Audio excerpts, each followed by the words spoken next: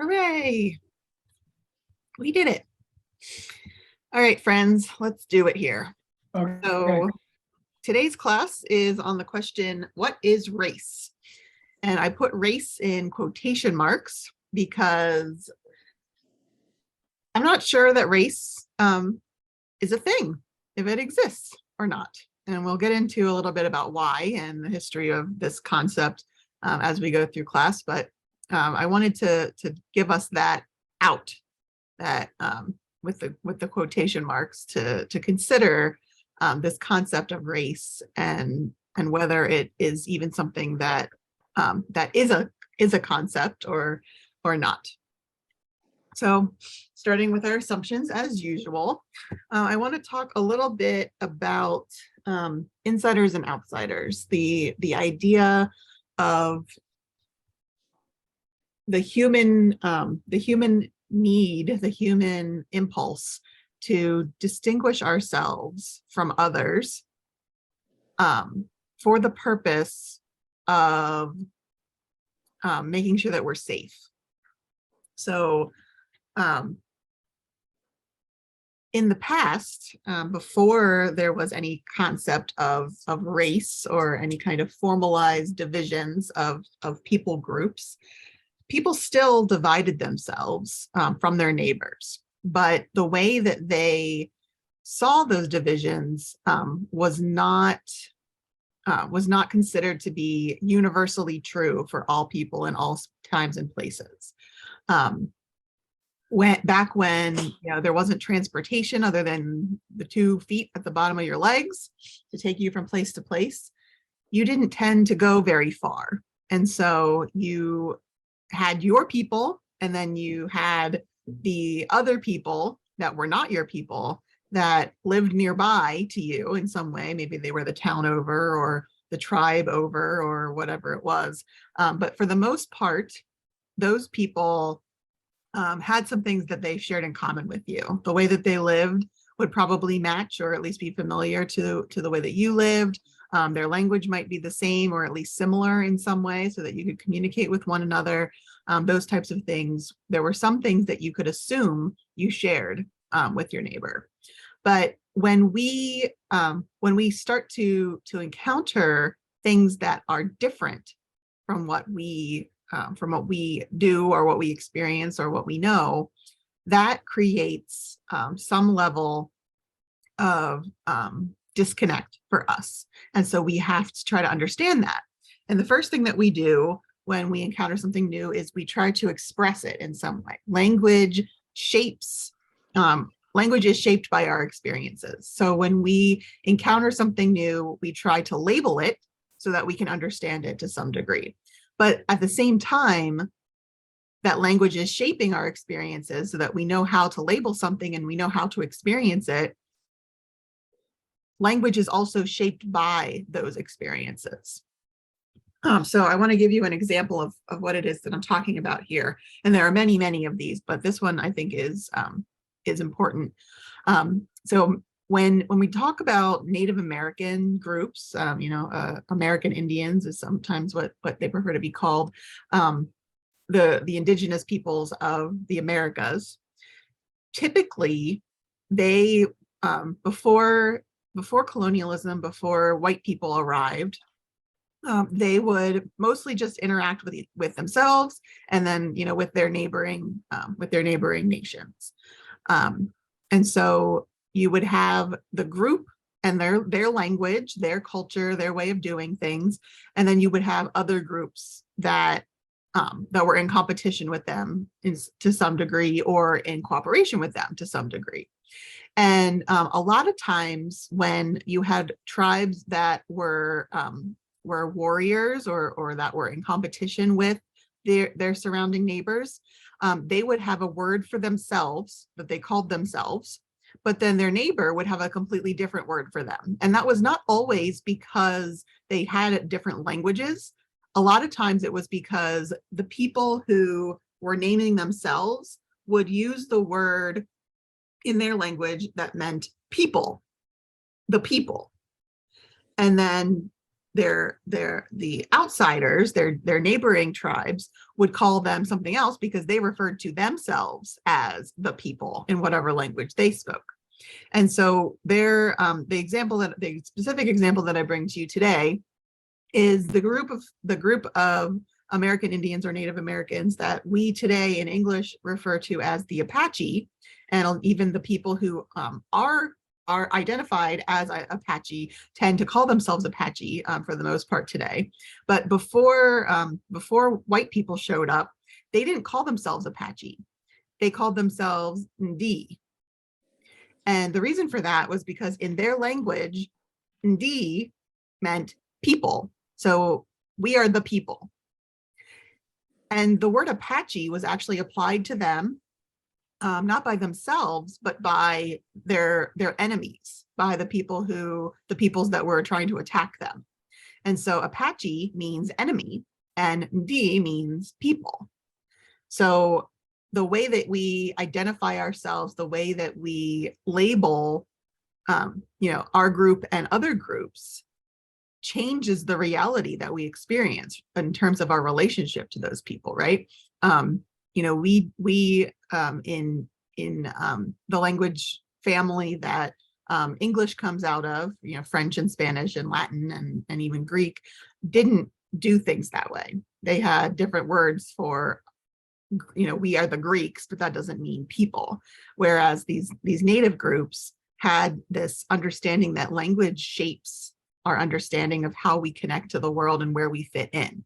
And so if we call ourselves the people, that kind of centralizes us and centralizes our experience as as basic as the foundation. And then if we call those people over there enemy, and that's the name that we use for them, then of course that is going to change the way that we interact with those people. You can't, walk up to somebody and say, "Hi, enemy, how are you doing today? Would you like to have lunch?" So that changes, the way that you think about what's possible and the way that you interact with those people. And this is something that is also present in the language that's used in our Bible.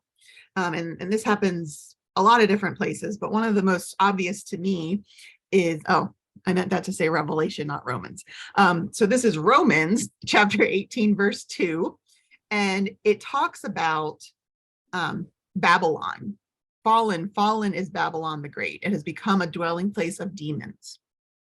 But scholars who study Revelation and try to understand where Revelation comes from know that the book of Revelation has actually nothing to do with the Babylonian Empire. It is a writing that is trying to support people who were experiencing deep discrimination and death a lot of times because of the Roman Empire. But because Rome had all of the power and they had none because they were being oppressed, they couldn't be explicit about the way that they talked about Rome. They couldn't say, well, our hope is that someday God will come and will smite all of these Romans, because that would just get them killed and oppressed even more and make their lives even more miserable. But they had language that they could use to talk to each other that outsiders in the Roman Empire did not know about. They had this long history of stories of their people and their experience of oppression under the Babylonian Empire. And so they had all of this language that they could use to describe what God has promised to them in the face of this oppression against Rome. And they didn't even have to use words that Rome would recognize as incendiary, as difficult, as potentially in need of suppression, because they had a whole different language that they could use with each other. And so when you said Babylon, you knew that the people that heard you say that were not thinking literally Babylon. They were thinking whoever at this particular time is the oppressive power in our lives that is trying to cause problems for us.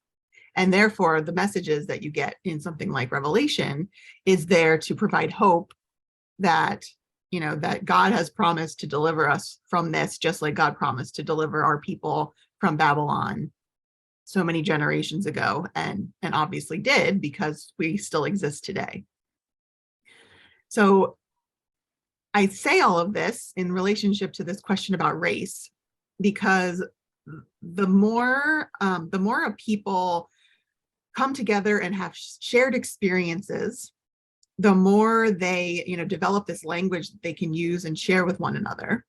But the more then people expand and explore and are exposed to diversity in the world, it leads to discomfort. It leads to a deep desire to define themselves more precisely and definitively, and therefore define that which is not me, with insiders and outsiders, for the purpose of safety and security and feeling of some kind of control over your world. When you encounter something that's completely new, completely outside of your experience, the only way to stop feeling completely thrown off by that is to label it and to locate it, and to then you can kind of control it a little bit. And so this is not something, this idea of race and labeling people and defining people and kind of dividing people into boxes is not something that is new by any stretch. This is something that is, I think, fundamental to what it means to be human before we start talking about this particular type of labeling and division. So any comments or questions about that before we get into some history of how race became a thing? Maybe. No. Okay. So I want to give you just a little bit of history, and I didn't want to belabor this. I could talk about this forever, the history of the idea about race, so I just want to kind of give you a few touch points on this. The idea of race as a division of humankind by type, in this kind of way, first of all, is not actually that old. The Greeks and Romans, for example, would have been completely confused by this concept. For Greeks and Romans, the divisions were different. They were political divisions, they were economic divisions. They were not divisions based on what you looked like or where you came from. We all are familiar because of stories from Paul and things that Paul wrote, that the identities of I'm free or I'm a slave, that makes a big difference in terms of how we define people. Citizen and non-citizen made a huge difference in the Roman Empire, because if you had citizenship, you had a lot of protections that non-citizens did not have, including over your own life.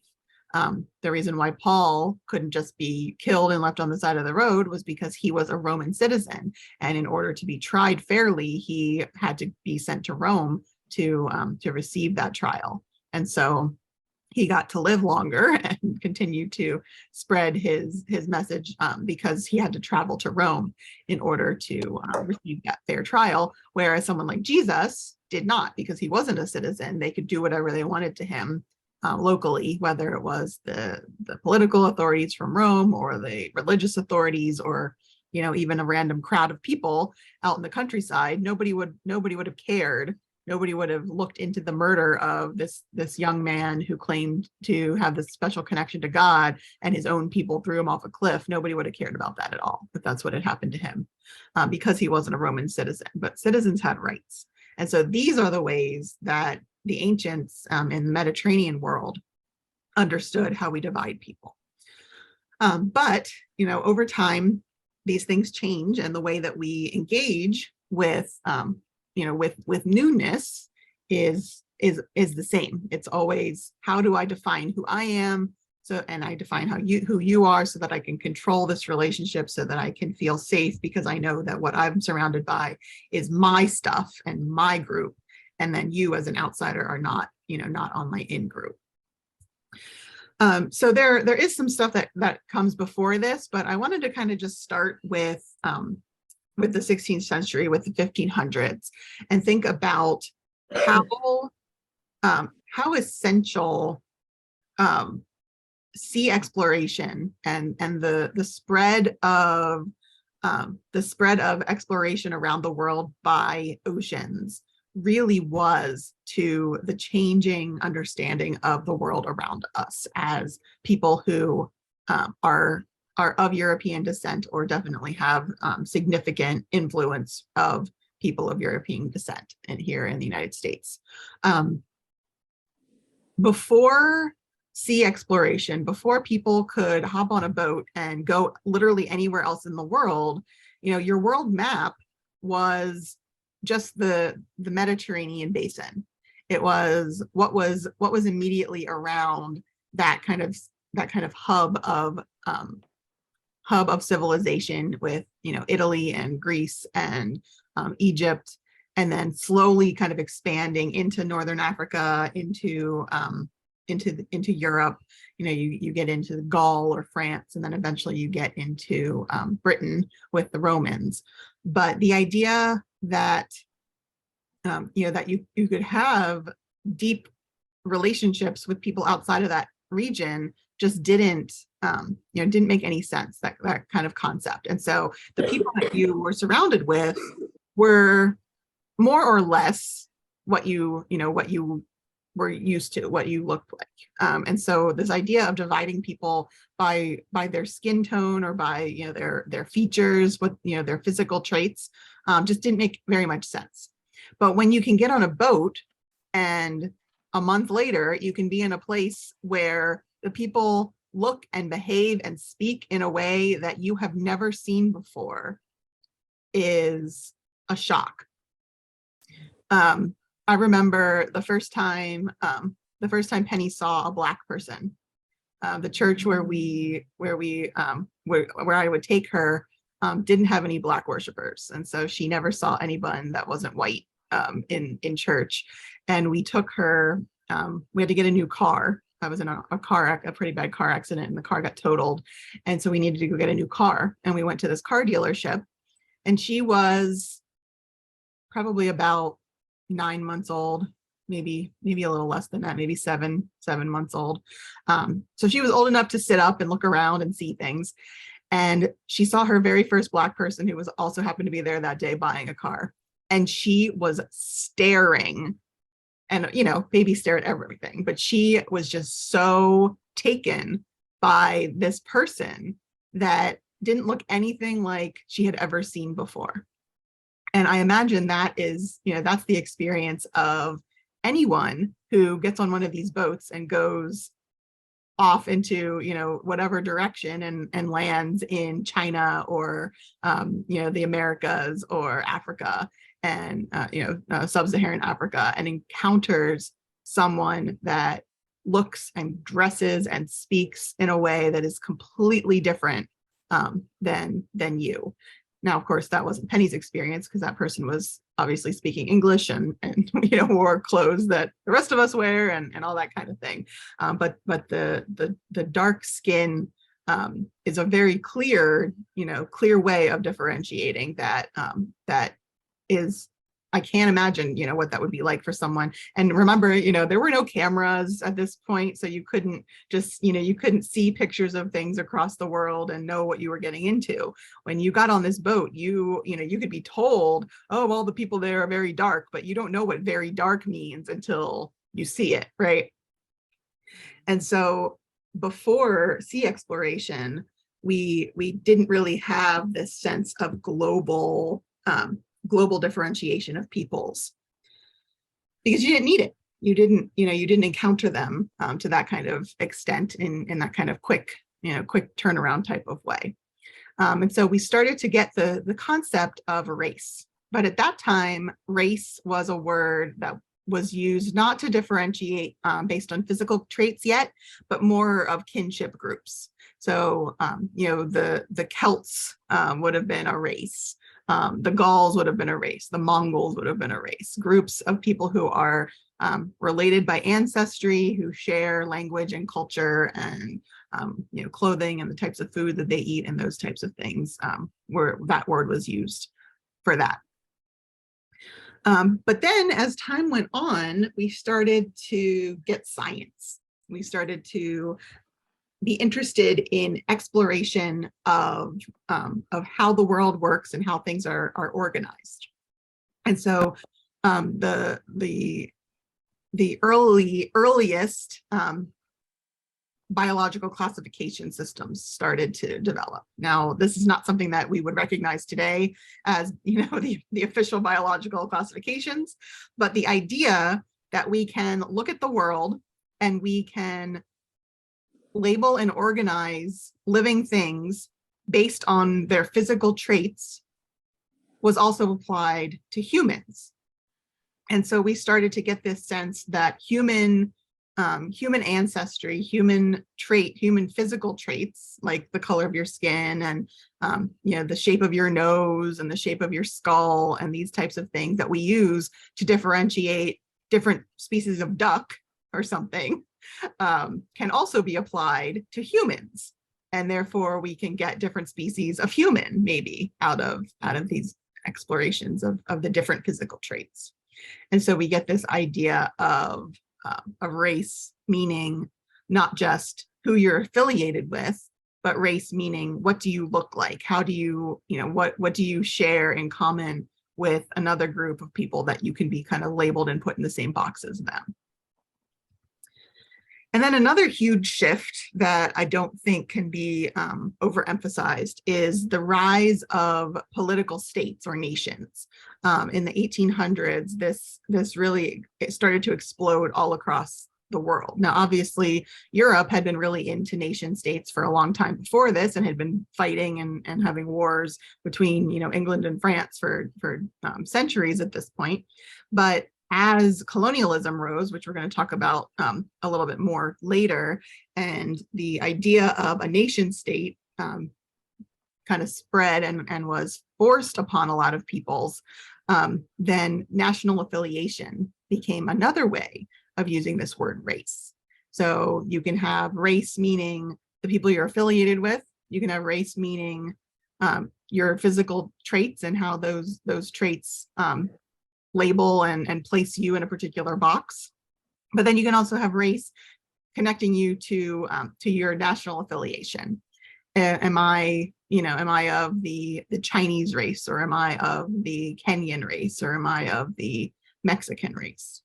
And all of these ideas are all kind of cycling through each other and circling around, and kind of ebbing and flowing in terms of their more common usage, all throughout this period of time. But all of these changes in how we travel and how we think about the world and how we organize ourselves politically influences this idea of the concept of race. Any questions or comments there? I do. Oh yeah, Jim. How does the Catholic Church fit into all of this? The Catholic Church? Yes. All right. The Catholic Church is very instrumental in the Dark Ages.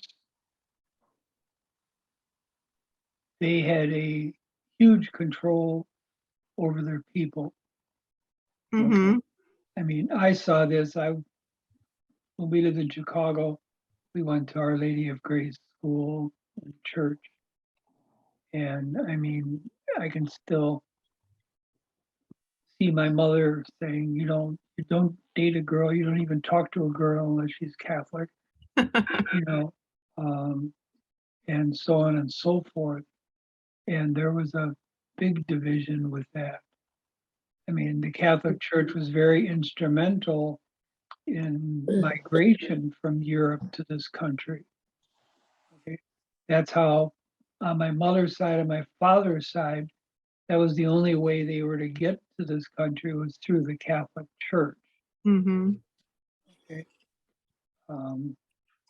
So I think in terms of the church, we're going to talk about the biological classification thing, specifically in terms of religion, in a minute. But the church, the church has been right alongside of everybody else in terms of political, political power and using, the resources that you have to increase your economic power. So I think, I don't know specifically what the Catholic Church says about these issues. I didn't look into that, and I'm not Catholic, so I don't want to speak for them. But I think in terms of, the rise of this concept of race, the church, whatever the church looked like in that particular time, whether it was the Middle Ages where all we had was the Catholics and Orthodox, or as we get, into the Protestant Reformation, and then other denominations and churches start to arise, more or less the ones that had that connection to power participated in this just as much as anybody else.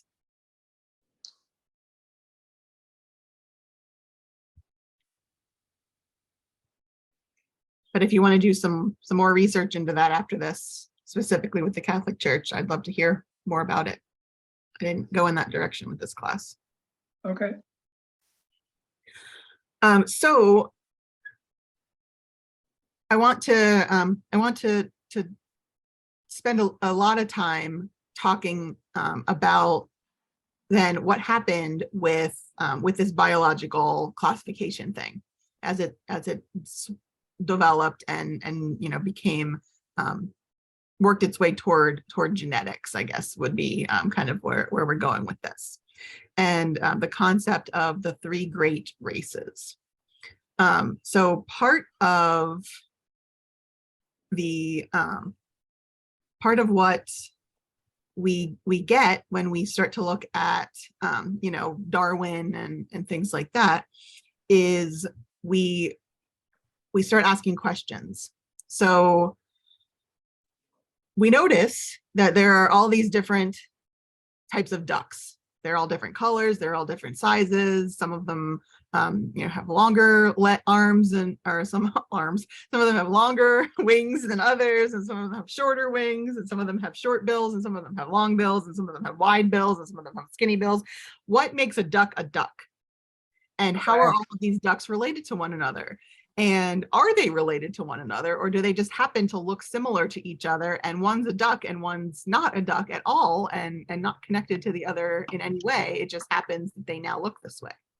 And so when we start to involve the concept of evolution in the conversation about biological classification, things can get really interesting. And then when we start to apply this, not just to ducks and, cows or any of the other types of animals, but to the human animal, then we really get somewhere, and we start to try to figure out, what does all of this mean? So there was a big debate in the 19th century, 1800s, between monogenism and polygenism. And this means, monogenism means that the theory was for people who were monogenists, or monogenists, I don't know how you would say that.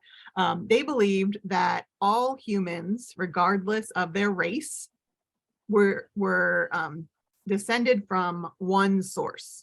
So all humans, even though they have different characteristics, are all from one source. But then there were others who said, no, there is too much difference in terms of the different, for the most part they would go with continents. There's too much difference in the continents, and the people that live in those are indigenous to those continents nowadays, for them to have come from the same place. And so they said that each continent actually developed its own version of humans at random, not connected in any way to the others. So they would say that people who currently were living in the Americas evolved from their own set of monkeys, or whatever the concept was at that time, and that people who lived in Asia had a whole completely different set of monkeys that they we're working with, and they all happen to develop in the same direction to this point that they are so very similar, but have slight differences that are indicative of different sources of generation, and they don't all come from the same place. And it sounds pretty ridiculous to us today to suggest that, but you have to remember that they don't have some of the basic concepts that we have today about just how difficult it is to evolve something in a particular direction, let alone have that happen 3 or 4 different times and in approximately the same way, with almost the same result. And so they're asking questions, they're trying to figure this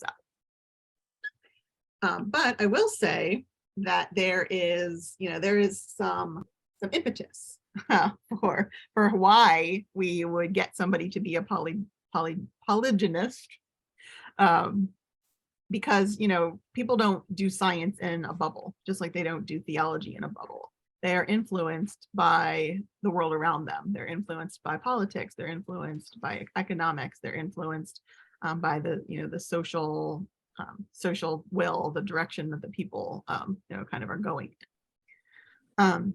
So there is a really important moment in this conversation about where do humans come from, and why is there diversity in terms of the color of human skin and the shape of human skulls and all these different things. And this essay called Essay on the Inequality of the Human Races was published in 1853 by a French person named Arthur de Gobineau. And this person actually was very influential for a not so gentle gentleman that we call Adolf Hitler. And what he said in his essay was that he sees that there are 3 different types of people, and whether they come from one source, the monogynist, or whether they come from multiple sources, the polygynists or polygynists, he was no longer really interested in that. But he said that there are, at this point, there are 3 different sets of people, and he called them white, black, and yellow. And over the course of time, other scientists took this concept and they came up with new terms that they called Caucasoid, Negroid, and Mongoloid. And they looked at the world and they looked at the peoples of the world, and they said, we've figured out that there are these 3 different categories of humans, these 3 different races, and we can tell you where they all come from by looking at the world map. And so here is a map of the 3 great races. So you can see here that the entirety of the Americas is orange, and most of what we now know as Asia is yellow. And those 2 colors, the orange and the yellow, are the Mongoloid race. The brown, the darker brown color, is the Negroid race. And you'll notice, interestingly, that Australia is included in the Negroid race, but the Polynesian islands are considered part of the Mongoloid race. So those are differentiated. And then the blue is the Caucasoid race, the source of Caucasians.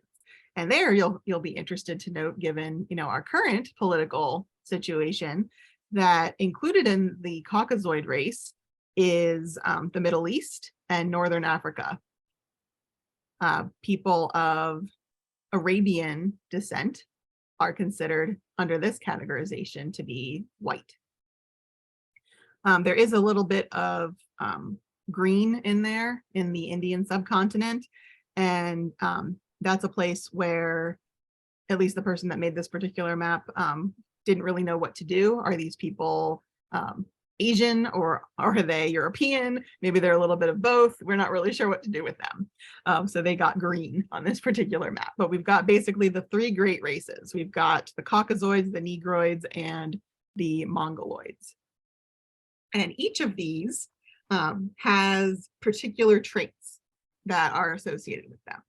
And I thought about sharing these with you, but it felt really gross for me to tell you about the different different traits of these three groups.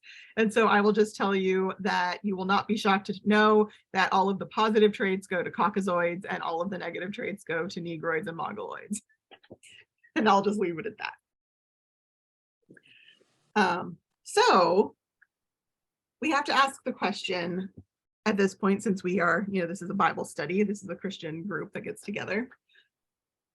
Where does this three great races thing fit into faith? And what came first? Did it start with science and then we tried to look to our Bible to come up with the theological support for this? Or did it come from the Bible and then we looked into science to find the support, or maybe some kind of interesting mixture of both? And I think that's probably the answer, is that there's, there are these baby steps. There's, oh, we discovered this interesting, interesting quote unquote fact from science about the races. And oh, well, that reminds me of this particular reading from the Bible that says this, and maybe that's what that means. And we just didn't understand it before because we didn't have this scientific understanding at that point. And we kind of, move along together in attempting to mutually support one another toward greater understanding of the world. But the Bible does have some places that have been used to support some of these arguments over time. One of them, we talk about, the debate between monogenism and polygenism, or however we're supposed to pronounce that. And one of the big debates with that was, Christianity was, was very predominant at this point, obviously in Europe and the Americas. And so for people who are coming up with these ideas, who, by the way, are of course all Caucasoids. Isn't it amazing that the white people who happen to have all the good features are the ones who are coming up with these ideas? But they argued that the polygenists or the polygynists are not following the Bible, or can't possibly be right, because the Bible itself tells us that there's only one source for all people, and it's Adam and Eve, right? I wanted to find something that wasn't just Adam and Eve exist, but actually Adam and Eve are the father and mother of all humans. And there actually isn't any place that specifically says that Adam is the father of all humans. There are places in the New Testament where it talks about how Adam's sin is passed along to all humanity. But that's not quite what I was trying to get at. But it does say in Genesis chapter 3, after Eve receives her punishment from God for her sin, that she will have pain in childbearing. It says, the man named his wife Eve because she was the mother of all who lived.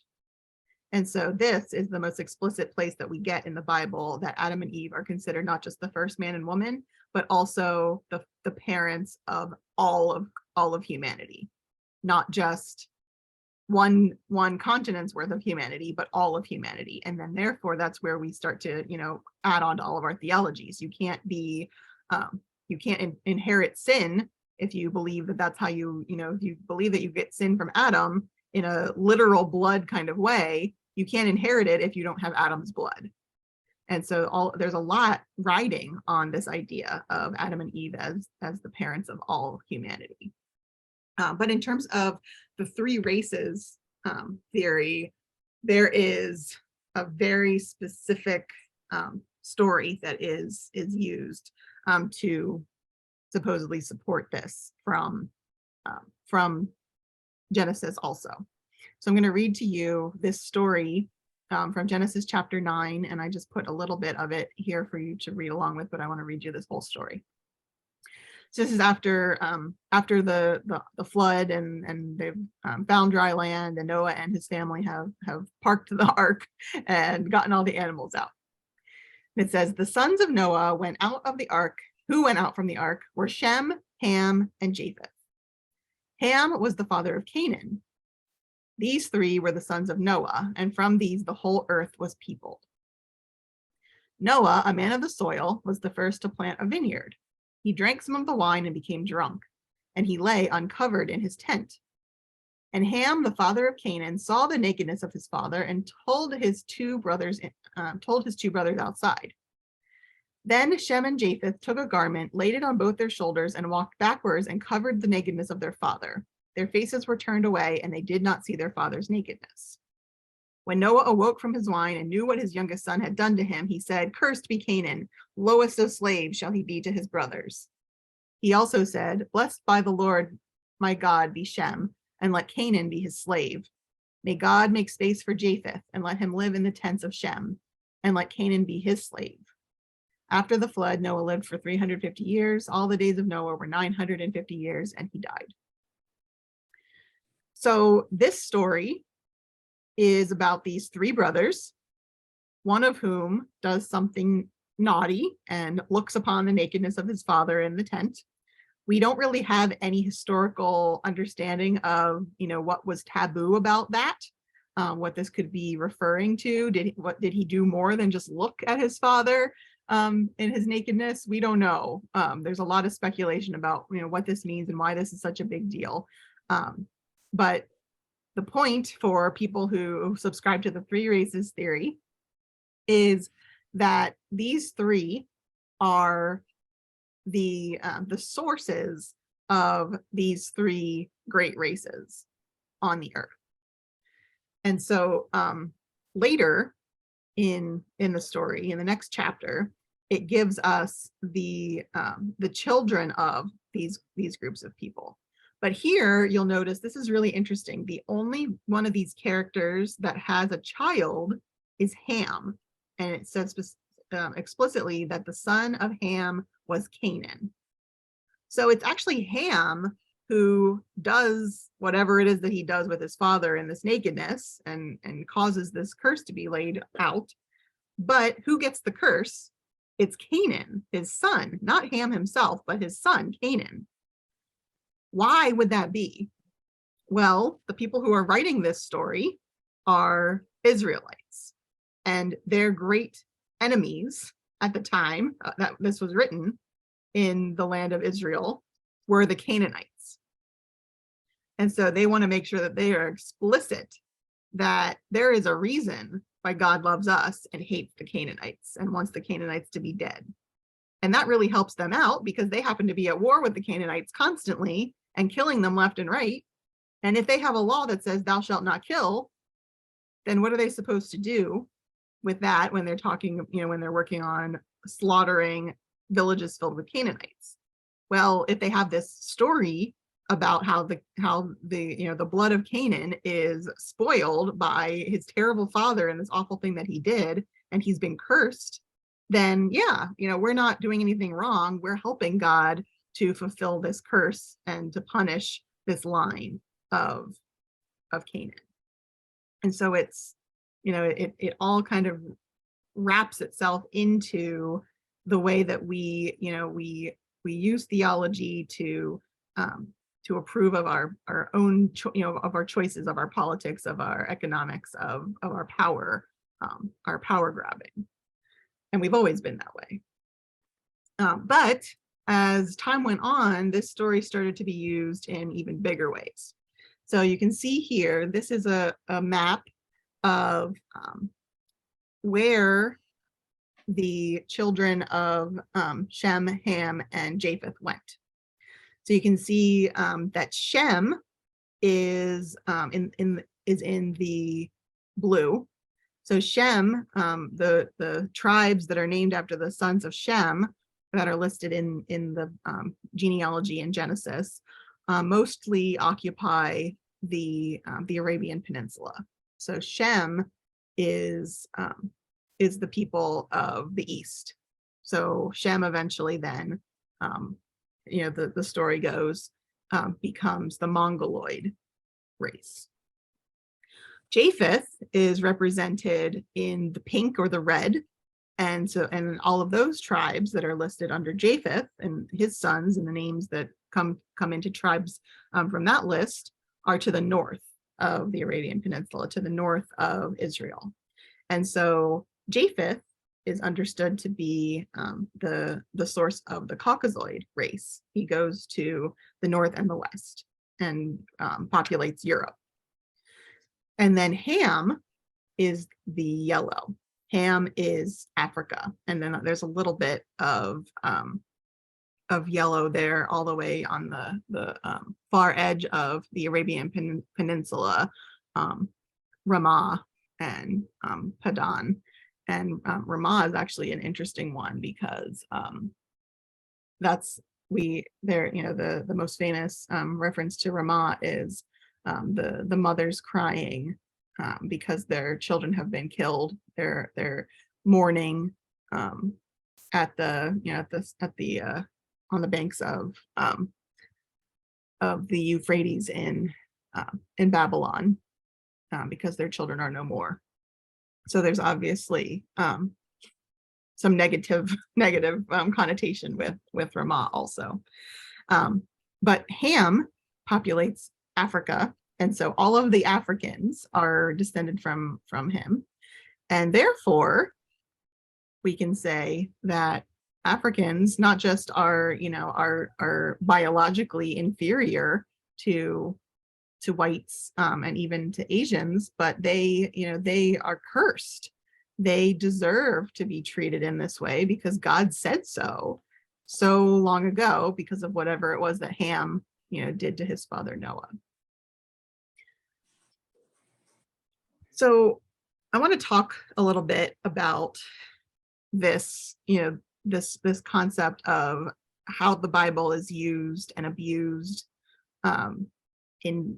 for the sake of economic power, and two, how science has been used and abused in this, because we can look at history, and the stated reasons for something like the process of colonialism had to do with this biblical necessity. These people would excuse themselves by saying, well, the Bible tells us that that these people are inferior, that they are cursed, so we're just trying to help them. We're just trying to go and show them a better way and reconcile them with God and take them out of their backward lifestyles and give them technology and help them to have our Western medicines and all of these things.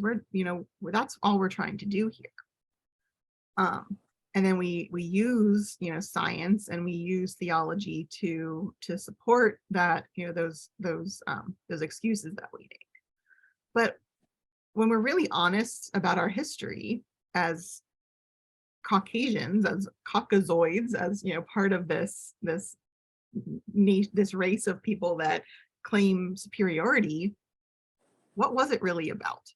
And if we can acknowledge that it had nothing to do with God, it had nothing to do with theology.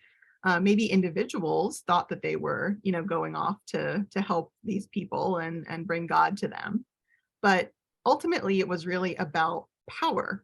It was really about economic power, taking advantage of the natural resources and the labor of these people that were subjugated, whether they were sold into slavery or they were taxed for whatever labor they were able to provide, and try to feed their families. This filled the coffers of all of those European nations for several centuries before all of these nations started to try to break away from their colonial oppressors. And so to acknowledge that that in some ways the people were kind of prisoners in their own game. If you were the French king at this time, you didn't really have a choice but to send out people and look for ways to extend your, your holdings and extend your money, because if you didn't, then, the British and the Spanish and the Portuguese were going to do it instead of you, and then they're going to have all the power, they're going to have all the money rolling in, and then all of a sudden you're not going to exist. They're going to wipe you off the map because they're going to expand into your territory as well. This this global access, this growing ability to access various parts of the world easily leads to this whole new way of gaining political power, not just economic power, but then that economic power can be translated into political power. When we have closer access to our enemies, for example, by colonizing right next door to them, then that helps us. I mean, we even still do that today, right? We wouldn't really care, I don't think, about Afghanistan as the United States, except that Afghanistan is really, really close to Russia, who has been one of our enemies for quite a few decades. They're really, really close to China, who is becoming more and more one of our big rivals in the world. And so if our holdings, if we have political control to some extent of a particular area that is close to our enemies, we can keep a better eye on them, and we can be a bigger threat to them. And so all of these things are, kind of, I think, natural responses to globalization. I'm not saying that they're right, obviously, but I think you can see, the human impulse in them. Because if we take it all the way back to the very beginning of our conversation, what is this really about? It's about security. It's about the safety of my in-group. And it's about making sure that I know who I am and I know who I'm not in relationship to other people. It's about feeling in control of my world. And we use every power that we've got.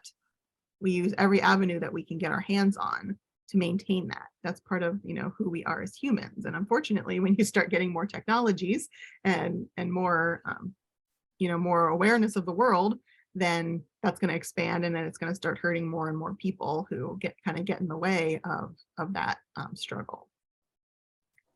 So I think that's really important to keep in mind when we're talking about a question like, where does race come from?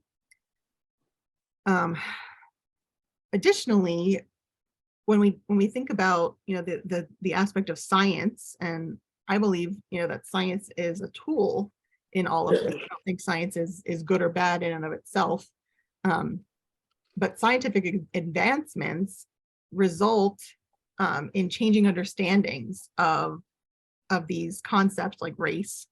And then as those changes occur, then we can, start to apply them in different ways. And how we apply them has a lot to do with, again, economics and politics and, kind of social direction. So we don't really talk as much anymore in our society about race, because it's kind of put a bad taste in a lot of people's mouths. We still have it, on our forms. What race are you? But then we've also got this other word now, ethnicity. And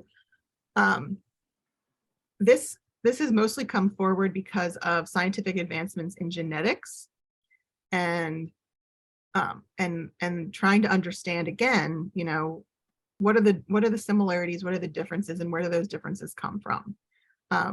When there was no genetics, we just had to observe. We had to look at, the shape of people's faces, the shape of their nose, the shape of their head, their skull, how tall they were or how short they were, the width of their hips, and all these different things that scientists used to place an individual specimen of humanity into one of these particular categories.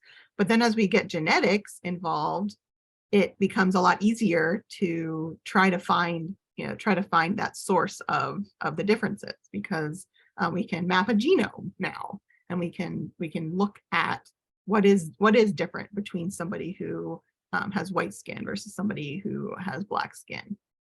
And so it kind of became commonly understood that the word race is based on physical traits that are common to the people that come from certain areas of the world.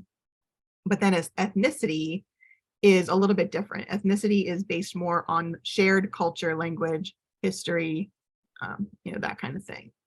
And so race is about physical traits, what you look like. Ethnicity is about how you live, who you are.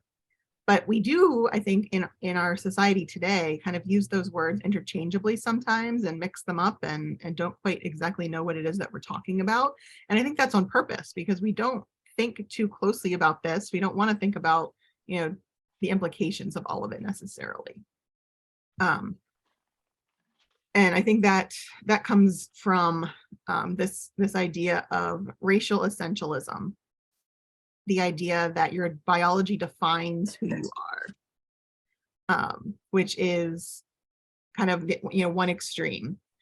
Some people will say that that there's no such thing as race, that race is a social construct. I have that in the presentation later. But others would say that no, race is central. Race is who you are. Race defines your behavior, race defines your identity, and it can never change because it's tied to your race. It's tied to where you come from. It's tied to what you look like. It's tied to your biology. And so this is where, you can get people who still to this day say things like, all Black people are lazy, all Black people are stupid, all Black people are childish and desperately need our guidance. That was used to validate slavery. We're doing these people a favor because they can't take care of themselves. Just inherently, their biology doesn't allow it. And we, as the smarter white people, have an obligation. The morally superior white people have an obligation to help them because they can't do it on their own.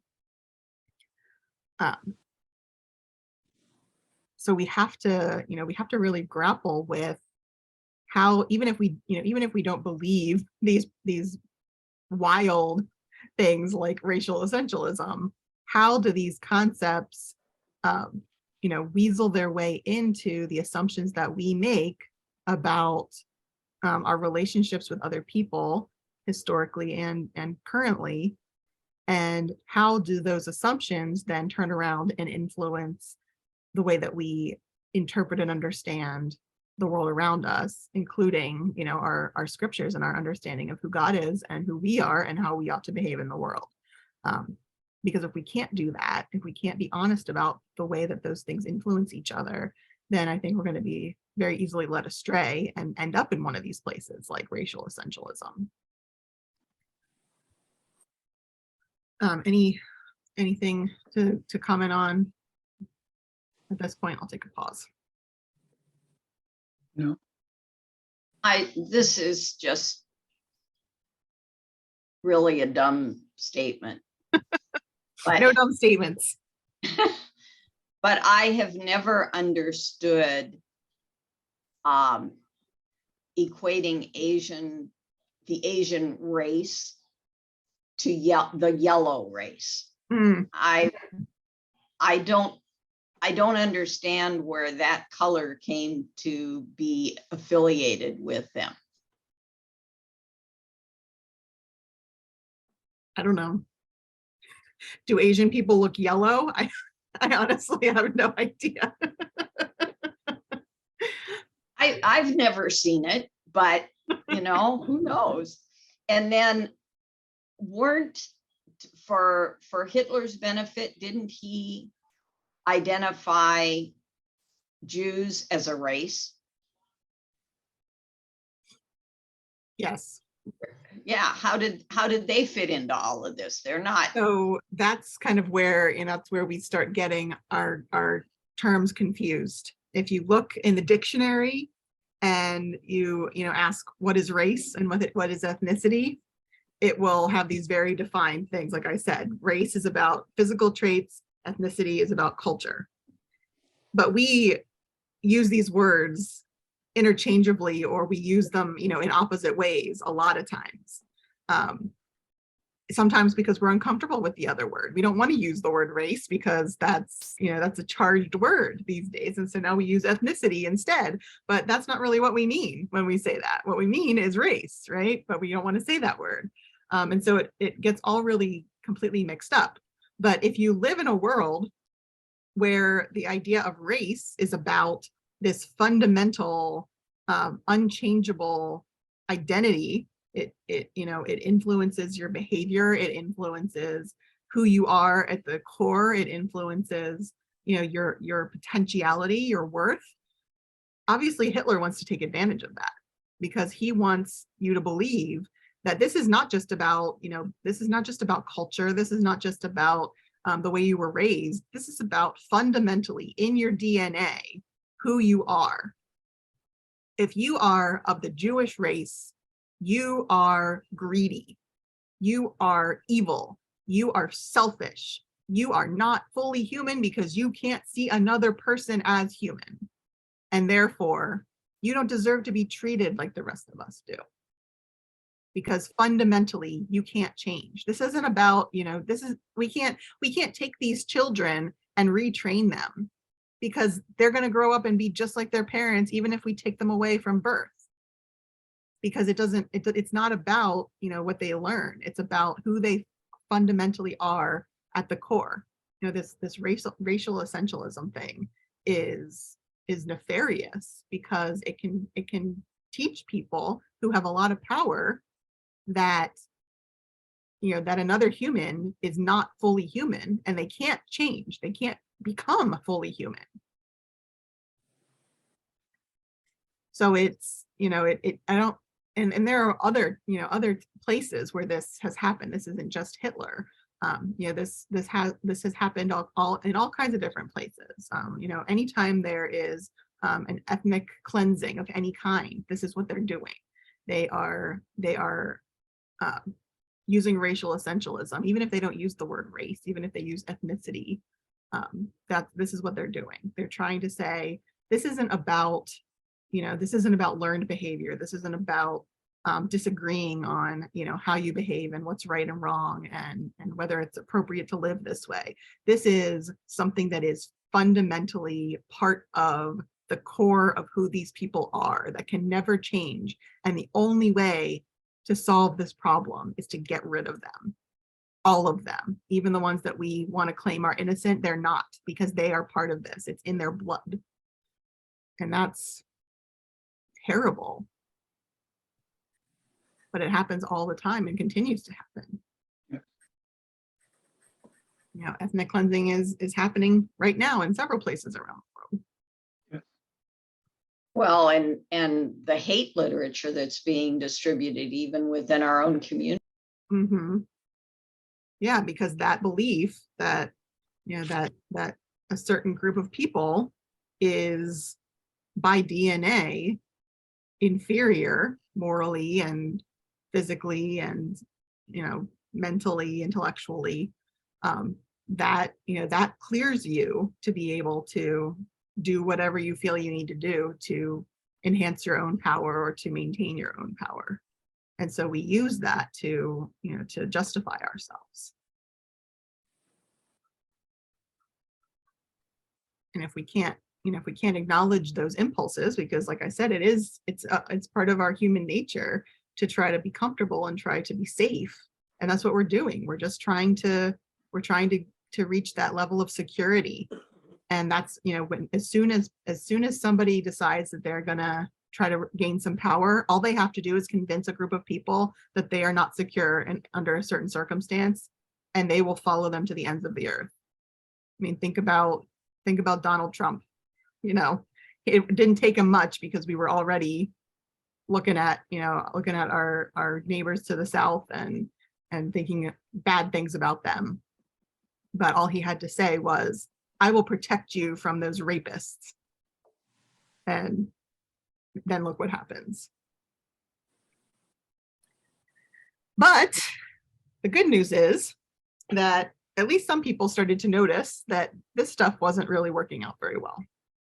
Science continued to develop, and we discovered that some of this stuff, like the three great races, did not hold up to these new scientific developments. So I want to share with you a quote from a biological anthropologist named Jonathan Marks. He's a recent, he's still alive. This is not an old person. He's still a professor in North Carolina, but he's talking about the history of this concept of race. And he says, by the 1970s, it had become clear, and there were 4 things that had become clear. Number 1, most human differences are cultural. Number 2, what was not cultural was principally polymorphic, that is to say, found in diverse groups of people at different frequencies. Number 3, what was not cultural or polymorphic was principally clinical, that is to say, gradually variable over geography. And number 4, what was left, the component of human diversity that was not cultural, polymorphic, or clinical, was very small. A consensus consequently developed among anthropologists and geneticists that race, as the previous generation had known it, as a largely discrete, geographically distinct gene pools, did not exist. So Jonathan Marks is telling us here that what we perceive as these major differences that we even have internalized to such a degree, even those of us who say, well, I think I have a sense of, what racism is about, and I try to avoid those types of things. But if I say to you, there are some groups of people who have larger noses than others, you're going to know exactly who I'm talking about, because it's part of our culture. It's part of who we are. But it's actually not true.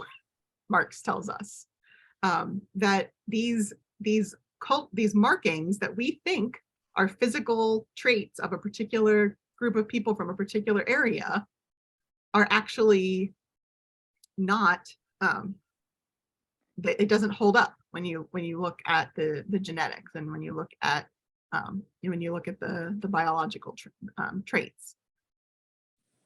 Number 2, what was not cultural was principally polymorphic, that is to say, found in diverse groups of people at different frequencies. So are you more likely to have a larger than average nose if you are of African descent? Yes. But does that mean that everybody that has a large nose is of African descent? No. And if that's the case, then that kind of undermines this whole idea that different people have different stuff going on. I don't have it, but my family has a Roman nose. That's a big nose. Roman? But I have no, but I have no African blood in me, but my sister has a nice big honker. She got unlucky there, I guess.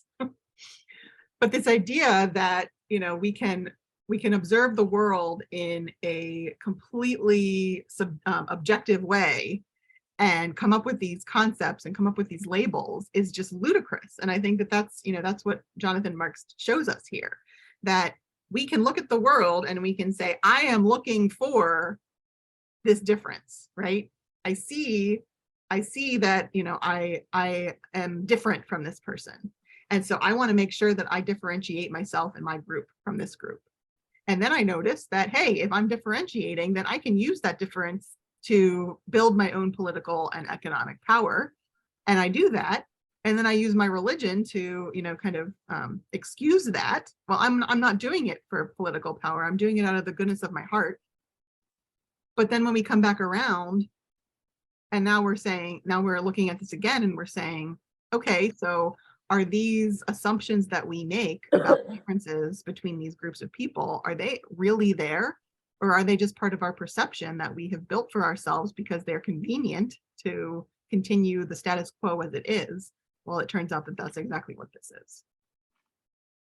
That if it's not about a cultural difference, if it's not about diversity of groups, that actually the types of diversity that exist across all groups, and if it's not gradual variables over geography, the clinical one, then it's so small that it's not even worth looking at.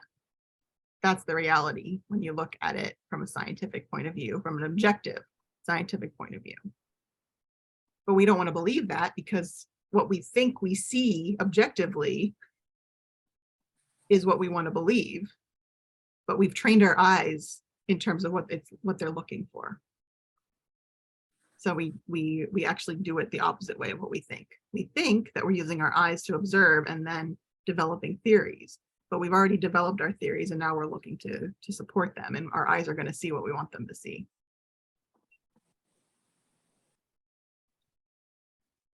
So I do want to mention a little bit here before we wrap it up about the concept of whiteness, because whiteness is actually a really interesting thing to look at. Whiteness, you know, there is such a thing as blackness. It exists, you know, people who have dark skin are black. But whiteness is this really elusive and interesting idea. So I wanted to talk to you a little bit about this under this concept of race, because it's just fascinating to me, and I would love to do more research into this. So the concept of white, and in terms of a race, didn't actually really exist until the time of slavery in the United States, chattel slavery of African descent people. But racial discrimination certainly did exist long before that. You know, think about, for example, Shakespeare's Othello, which is about, you know, a Moor, a person with dark skin, and his relationship with a white woman, and how his character is portrayed throughout that story.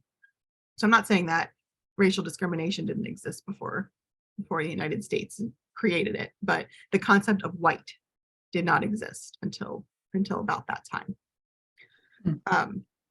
And whiteness at points in our history has actually been a legal category in our country. There have been many court cases to determine the definition of whiteness, because like I said, whiteness doesn't actually exist on its own. What makes somebody white? It's not actually the color of their skin, which is fascinating. So all of these, I'm going to read you just a few of these. There are literally dozens of these court cases that are about who's white and who's not. And I just want to read a few of them to you. And all of them, the argument about, in terms of the Supreme Court decision, their decisions are either based on scientific evidence, legal precedent from previous cases, which of course were based on scientific evidence, or the intentions of the legislature, Congress's intentions that they believed were the point of a particular law. So the first one of these took place in 1878, and the result of the case was the decision that Chinese people are not white. In 1880, they had a case and they determined that someone who was half white, half Native American is not white. In 1889, they determined that Hawaiians are not white. In 1894, they determined that Burmese are not white. In 1894, they also determined that Japanese are not white. In 1897, they determined that Mexicans are not white. In 1909, they determined that Syrians and Armenians are not white. In 1914, again, they determined that Syrians are not white, but then the next year in 1915, they determined that Syrians are white. I will point out to you that in that particular case, the Syrian in question was a Catholic who was applying for citizenship, and so shared a fundamental identity with the white people who were making all of these decisions. And so now all of a sudden, a Syrian person can be white. Isn't that interesting? But it's not just legal definitions that make whiteness. There are also cultural and political and social definitions and understandings of what whiteness is and is not. And over time, depending on who we're talking about and what's going on culturally, the definition of whiteness changes. Because if whiteness is not actually a thing, then we can define it however we want for whatever purposes we want. So I want to share a couple of situations and anecdotes with you that kind of help to elucidate this. So in 1907, Minnesota had a pretty strong mining industry, and they started to experience a lot of conflict between laborers and anti-union workers, anti-union leaders. This was a time when unions were starting to grow, and so in 1907, a group of about 15,000 people, many of whom were immigrants from Finland, started a big strike against a large iron mining company called Oliver Iron Mining. And as a response to this strike, the company started to screen their new employees to make sure that the immigrants that they employed were they knew which country they came from. So they were looking for their country of origin. And these Finnish people mostly were the most numerous of the protesters, and they were also the most vocal group of the protesters. And so the understanding of Finns as people who are less capable of blending into the culture of the workforce in the United States started to grow in the community. And so the company stopped hiring people of Finnish descent. And so Finns, probably some of the whitest people on earth because of where they come from in these cold, dark places, for a while in Minnesota were not white. They did not experience the same benefits that other, quote, white people experienced. Similarly, famously, Irish at points in our history have not been white. Never were the Irish legally discriminated against. There was never one of those Supreme Court cases that said Irish are not white. Irish were called white from the very beginning of the first census in the United States was in 1790, and Irish were considered white in that. They were never excluded from white-only schools. But there was a lot of cultural discrimination beginning in the 1840s about Irish people. They were called loud and violent and uncouth. They drank too much. They had tempers.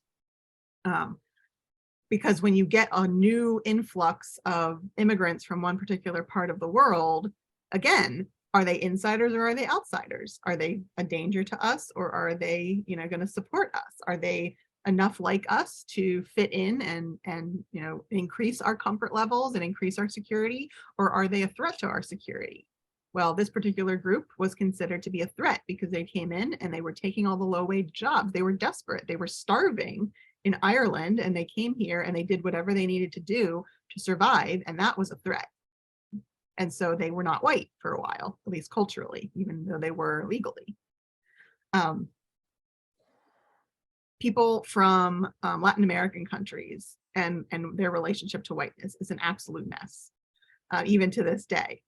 We have, our demographic questionnaires that we've got going on today are, what's your race? Are you white? Are you Black? And then what's your ethnicity? Do you identify as a Hispanic or not? So Latinos are not Black, but they're also not white. We have to figure out how to differentiate them from the rest of the proper white people. And we still do it to this day. We ask people to identify themselves, whether they are Hispanic white or non-Hispanic white. Yep. Why is that? Interesting. So whiteness is this super fascinating concept that is amorphous and used, in a variety of different ways to oppress people and to maintain power. If you want to hear about what the power of whiteness and how, I would recommend, I don't have a particular book in mind because there are lots of them, but I would recommend finding a book from someone of Asian descent on the concept of whiteness, because culturally, people of East Asian descent have been desperately trying to become white for generations. And not, I don't say that in a flippant way of like, that's all they want to do and they're, explicit about it, but that's the goal. And because the stereotypes about Asian people are mostly positive, Asians are smart, Asians are good at math, Asians are really hard workers. People think that that's not harmful, but it still is to have those kind of stereotypes dumped on you. And to know that even though even though the stereotypes that are out there are positive, you still aren't considered white. You still don't get to enjoy the benefits of being white. You have to still walk around knowing that your ethnicity, your race makes you stick out. See, I just did it myself. I used ethnicity and race in the same way. So whiteness is a whole aspect of this race thing that you could just go on and on and on about. Well, it sounds like whiteness is racial essentialism. Yes, but who counts as white? Definitely, yes. Definitely changes. And it all depends on, the circumstances. Germans are actually, I didn't put this one on there, but Germans are another really interesting case in terms of whiteness, because when Germans first came to the United States, they came in huge droves, just like a lot of the other, immigrant groups. And they were, they differentiated themselves. They stayed in their groups and they spoke German to one another. They didn't enculturate, but they were almost immediately welcomed into the fold of whiteness until World War I broke out. And then all of a sudden, these people who refused to speak the language and refused to eat the food that we ate and refused to engage with us were now a threat.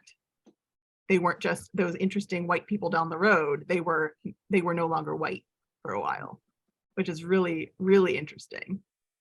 That it's all about, what's going on in the world and how do we perceive the connections of these people, and are they us or are they them? It all goes back to the beginning of our talk today. Does this have anything to do with white supremacy? Oh yeah. I mean, is that the root of it? That's not the root of it. I would say that's the current that's the current shape of it. Justification or yeah.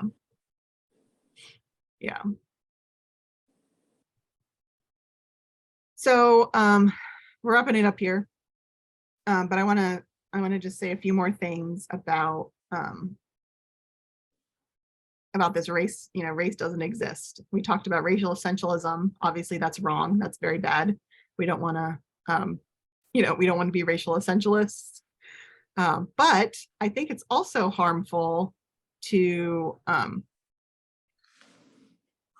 say things like race is a social construct and it therefore doesn't exist.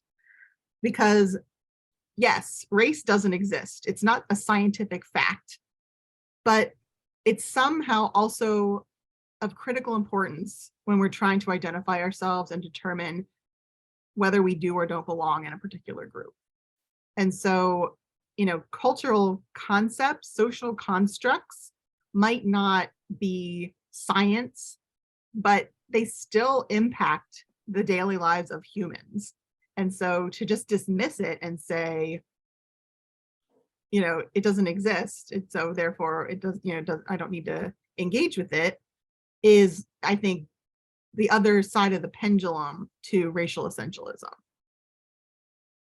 It can be just as harmful, because we have to figure out, how to balance this concept of everyone is the same with the vast differences in how we behave and how we live and how those things form who we feel that we are.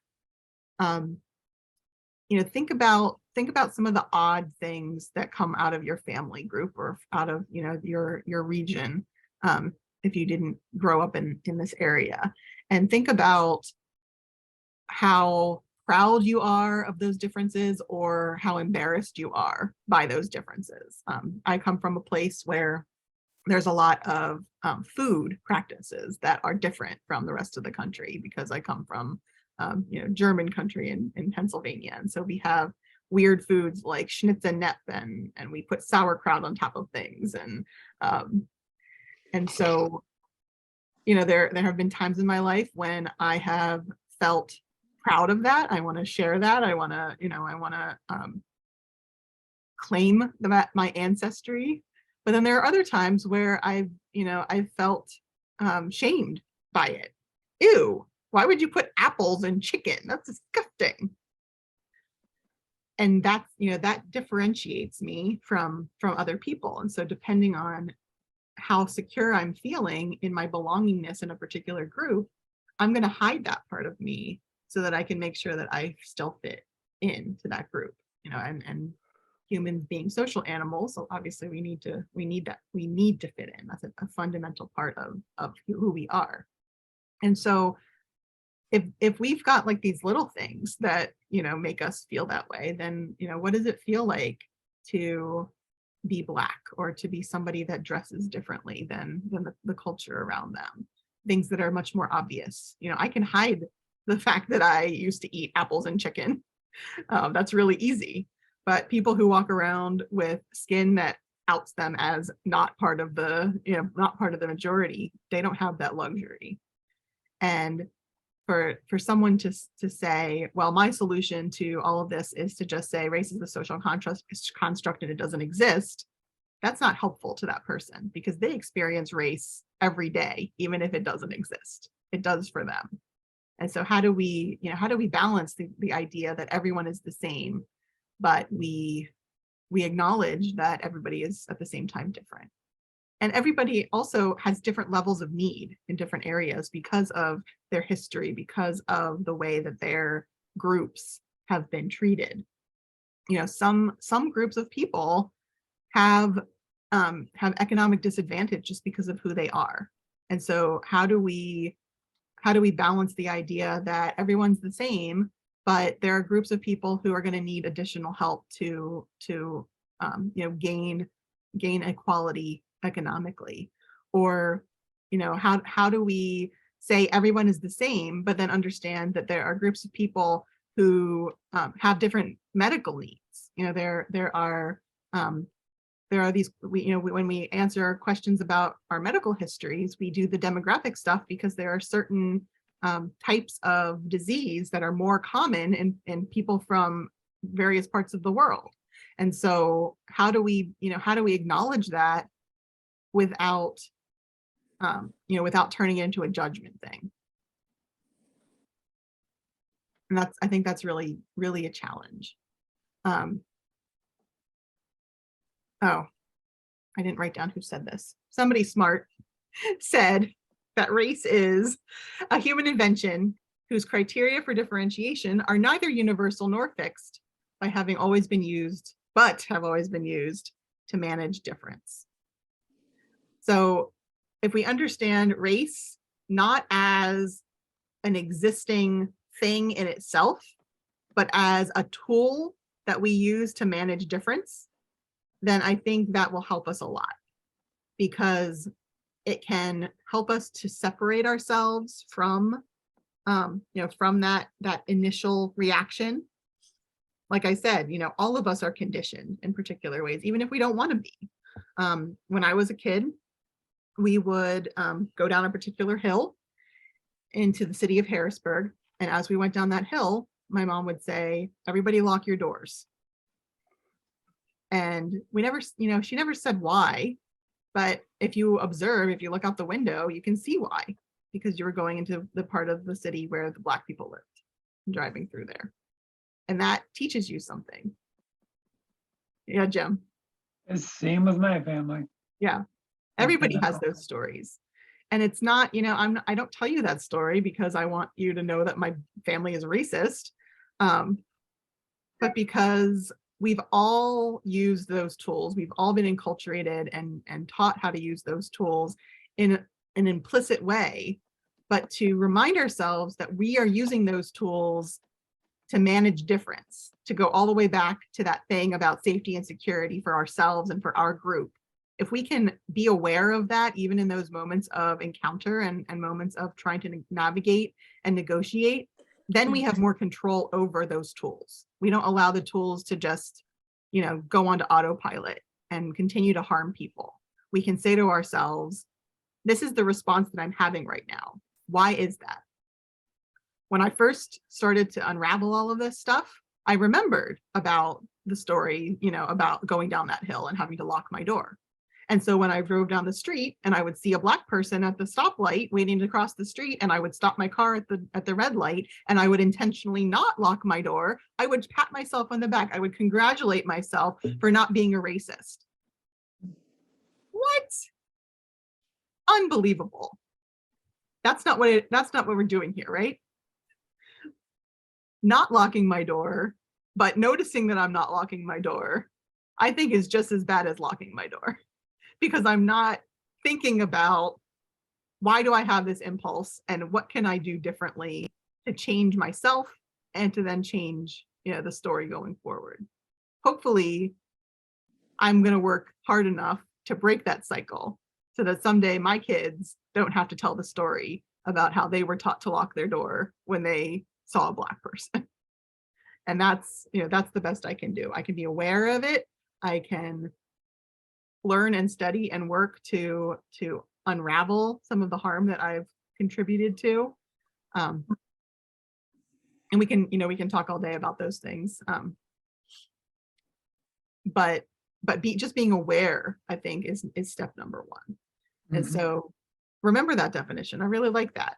Race is not, a set of physical traits that a group of people have. It's a human invention whose criteria for differentiation are neither universal nor fixed, but have always been used to manage difference. Interesting, helpful. And I think too, as we bring this back around to our faith and to the Bible study aspect of this, we have to keep in mind that this race is a social construct thing can very easily be read into the Bible just as much as any of the other, as the existence of slavery and the existence of racism can be. Because we do have places in our Bible where it says things like neither slave nor free. Our current use of the Bible is certainly better than it used to be, but I think we still have all this really important work to do, because if we say, well, I don't see race, the Bible tells us that there is neither slave nor free, there's neither male nor female, none of these things matter, none of these things exist, I don't think that's helpful. And I don't think we should even aspire to that, because people are still living in that. You can't encounter me without encountering my femaleness.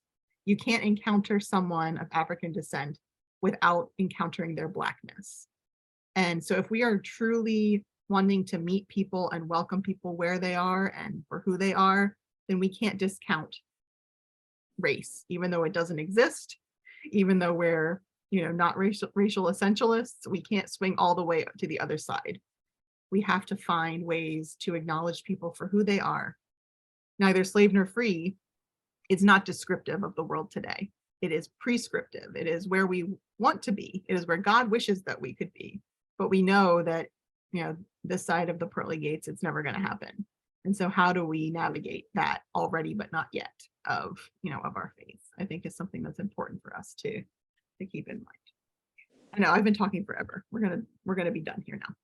So coming back around finally to what is race? I have two Bible passages to share with you. The first one is from Leviticus chapter 19.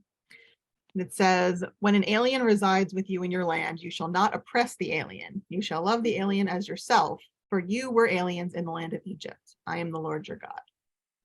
So kind of reminding ourselves that God doesn't really care about our comfort or security when others are suffering because of it. And to think about, what does it look like to love someone and be actually considerate about what love looks like to them and not what love looks like to you. Well, love looks like telling that alien that they aren't behaving properly and they're not living according to our laws and they're not integrating themselves into what God wants. But this right here, just a few chapters after we are reminded of the 10 commandments, it says, you need to love that person. You can't oppress them. You can't force them to adhere to your religion or to your, cultural practices. I don't care if that makes you uncomfortable. I don't care if the fact that they're over there eating pigs is making you uncomfortable. That's what they do, and you need to respect that. And that's going to be a threat to your security. But I'm the Lord your God, and I don't really care. You need to love those people because they're vulnerable, more vulnerable than you. And so you have that obligation. And like I said, we're not going to talk about, neither male nor female, slave nor free, because I don't think that's helpful. But what I did want to bring to you is Romans chapter 14. And again, I couldn't fit all of it, but this is some of it, and I'll read the whole thing. This is talking about people who have differences in their interpretations of the rules and the scriptures. Paul says, "Welcome those who are weak in faith, but not for the purpose of quarreling over opinions. Some people believe in eating anything, while the weak eat only vegetables. Those who eat must not despise those who abstain, and those who abstain must not pass judgment on those who eat, for God has welcomed them. Who are you to pass judgment on servants of another? It is before their own Lord that they stand or fall, and they will be upheld, for the Lord is able to make them stand." So this particular one happens to be about people who believe that eating meat that was sacrificed to idols is or is not okay. It's just an example, but the point being, how people behave is none of our business, because they are all the children of God. God is their Lord, and it is before that Lord that they stand or fall, not before you. And it says they will be upheld, for the Lord is able to make them stand. And whether that's somebody who eats meat or somebody who doesn't eat meat or somebody who doesn't even believe in Jesus at all, it's not our place to decide who they should be and to, put them in boxes and categorize them, even though it makes us feel more comfortable and secure to do that. I think the Bible is calling us to step out of our own security, step out of our own bubbles, and meet those people where they are, and to see their needs as more important than ours. And especially as people who have a lot of the power in this world right now, I think that's where we are. So that is what I have about this week's question. Questions, comments, disagreements. Sorry I kept you so late. I would really like you to continue with some of what you brought up tonight. The whole issue of whiteness. I'd like a whole nother study devoted to that. I will put it on the list. Okay. I agree. Yeah, that would be great.